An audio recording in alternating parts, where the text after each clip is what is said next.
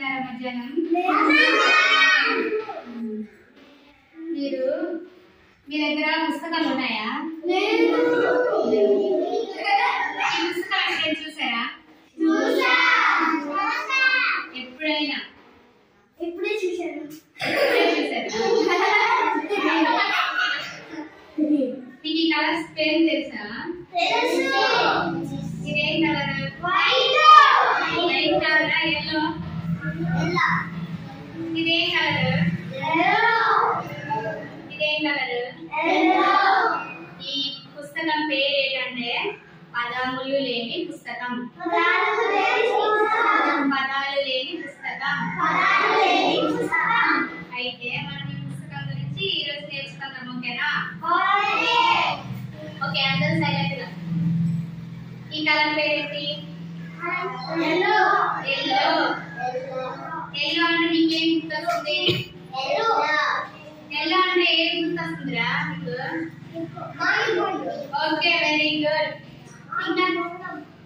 ఇంకా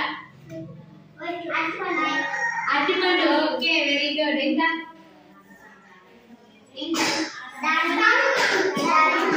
దానిమ్మ ఎల్లోలో ఉంటుందా? దానిమ్మ. చెప్పండి. బంగారం. బంగారం ఎల్లోలో ఉంటుంది కదా. అయితే మనము ఈ పసుపు గురించి నేర్చుకుందాం ఈరోజు. అయితే మనకి పరలోకం అంటే మీకు అందరికి తెలుసా?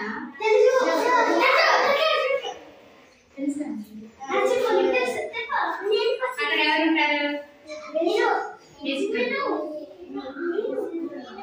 చదివించండి.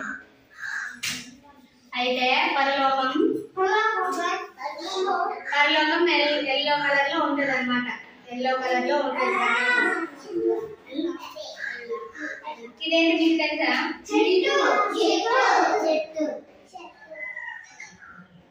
చెట్టు కదా. ఇది ఓకేనా?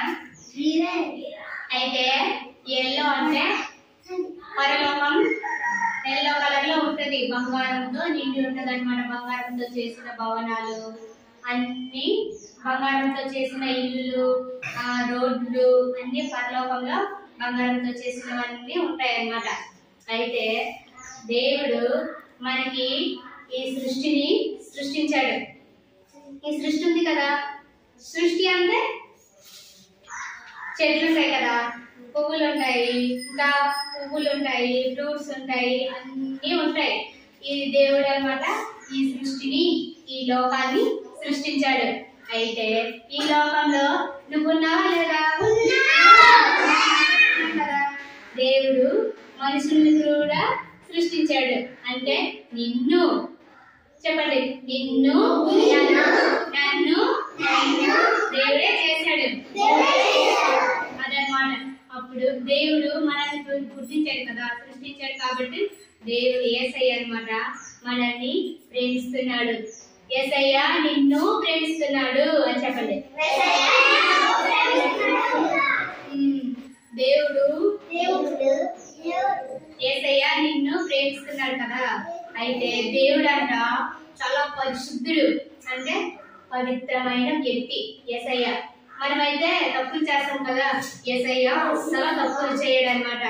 యేసయ్య చాలా పవిత్రమైన వ్యక్తి. యేసయ్య ఎక్కడుంటాడు తెలుసా? ఆకాశంలో ఉంటాడు. అంటే అక్కడ ఉంటాడు యేసయ్య. ఎక్కడ? ఆకాశంలో ఉంటాడు. అయితే అక్కడ ఎటువంటి పాపం ఉండదు అనమాట. మనం చేస్తాం చూడు, దొంగతనం చేస్తాము, లేకపోతే అబద్ధం ఆడతాం, అమ్మ దగ్గర అబద్ధం ఆడతాం కదా, అలాగా ఎన్నో అబద్ధాలు ఆడతాం. కానీ యేసయ్య తప్పు చేయడు. యేసయ్య చాలా పవిత్రమైన వ్యక్తి అన్నమాట.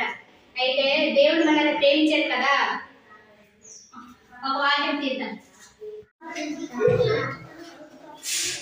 యోహాను